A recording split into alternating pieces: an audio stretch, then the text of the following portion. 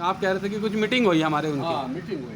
किनकी? ऋषियों की, ऋषि मुनियों की। वीडियो बराबर हो गया। तो ऋषियों ने उस पर चर्चा करी और ऋषि कहने लगे कि भाई ये पक्षी कुछ कह कर गया, तो इसने क्या कहा, क्या संदेश, मतलब क्या वो था श्लोक उनका, ऋतुमुख? अब मैं इसकी वो करूँगा, व्याख्या करूँगा। जी तो बोले भाई आदमी स्वस्थ रह सकता है 3 प्रकार से। जी। एक तो ऋतु हो कि ऋतु के अनुसार जो भी तुम्हें मौसम से मिल जाओ हाँ उसका सेवन करो। जी अब तुम बाजार में देख रहे हो जी हर सब्जी 12 महीने, जी। लेकिन वो जो आउट ऑफ हाँ मौसम सीजन है, हाँ जो, वो हाँ नुकसान देगी। जी एक सीध, तो हाँ ऋतु हो, ऋतु मतलब, हाँ ऋतु के मतलब ऋतु के विपरीत है। अनुसार तुम भोजन करो। जी और हितमुख, हाँ खाते वक्त ये देख लो कि ये चीज हमें नुकसान तो नहीं देने की, जी हितकारी। जी और मितमुख, जी अगर रोटी 4 खाते हो तो 2 ही खाओ, तो ऐसा करने वाला आदमी बीमार कम होगा। जी। मित्र भी यही होना चाहिए, मतलब एक तरीके मतलब उसको कम खाने वाला, से। जी हाँ अल्पाहार। हाँ, अल्पाहार लेने वाला। हाँ। मित्र भी यही, हाँ मित, हाँ मितमुख, हाँ इन 3 चीजों को जो सेवन में लाएगा। और वैसे तुम देख रहे हो आजकल बाजार में कोई चीज भी शुद्ध नहीं है। जी। आपका शुभ नाम क्या है? मेरा नाम है, वैसे कागजू का नाम तो राजीव कुमार शर्मा है, अच्छा लेकिन तो कागजू का नाम है। जी। और वैसा वैसे प्यार से मुझे जो मिला घर का नाम, जी। मेरे फादर ने जो दिया है वो है हरी। हरी। ग्राम निवासी इस्माइलपुर, इस्माइल। विकास खंड जलीलपुर, तहसील चांदपुर, जिला बिजनौर।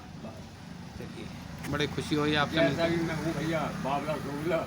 अच्छा, युवाओं के लिए क्या संदेश देना चाहेंगे? आज के जैसे युवा पीढ़ी है तो उसे क्या कहना चाहेंगे आप? मैं तो यही कहता हूँ कि तुम ठीक है, इंजीनियर बनो, डॉक्टर बनो, तुम्हारी जिंदगी है, लेकिन इन बन जाने से पहले तुम संस्कारवान बन जाओ।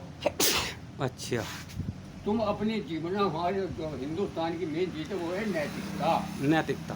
स्वामी विवेकानंद, स्वामी दयानंद, जितने भी महापुरुष हैं वे विदेशों में गए, जी। लेकिन उन्होंने अपने कल्चर नहीं किया। जी बिल्कुल, संस्कृति को, परंपरा को बनाए रखा, अपनी संस्कृति, अपनी परंपरा को, अपनी इन चीज़ों को, प्रतिष्ठा को हाँ, बनाए के रखा। शादी भी करनी है तो संस्कार वाली लड़की लाओ। जी कार वाली से मत करो, कार वाली को मिसगाइड कर देगी। संस्कारवान बालक होगा, तुम्हारे घर को जोड़ के चलेगा और तुम्हारा नाम, जैसे सीता सावित्री संस्कार गंधारी, तो संस्कार वाली कन्या है। और उसमें केकई भी थी, उसमें संस्कार नहीं थे, भले वो अयोध्या में रह रही थी लेकिन संस्कार नहीं थे।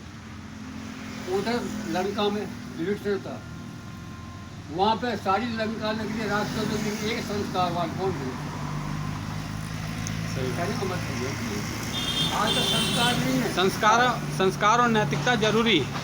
ये अब इस मामले में तुम्हारे मोमडन बहुत सोच रहे हैं, वो 5 साल के बच्चे को दीनी शिक्षा देते हैं। हम हिंदू लोग अपने बच्चों को गवर्नमेंट, इस मतलब इसका मतलब मोमडन बेहतर है, वो इस मामले में हम तुमसे बेहतर है। अच्छा, आगे हैं। वो बच्चों को रूसी कट्टर बनाते हैं और हम लोगों को करना चाहिए था। और वो बताऊँ, परिवार क्यों टूट गया? पहले परिवार में ताऊ चाचा पूरा संयुक्त परिवार होता था। जी आज 2 बार उनकी 2 दिन में 2 बार आपस में मित्रता होती थी। जी भोजन और भजन, सब परिवार के लोग मिलकर के 2 टाइम का भोजन एक साथ करते थे, आपस में प्रेम बढ़ता था है। और भजन, ईश्वर ध्यान में जब बैठते थे तो सारे घर के लोग इकट्ठे होकर पूजा करते थे।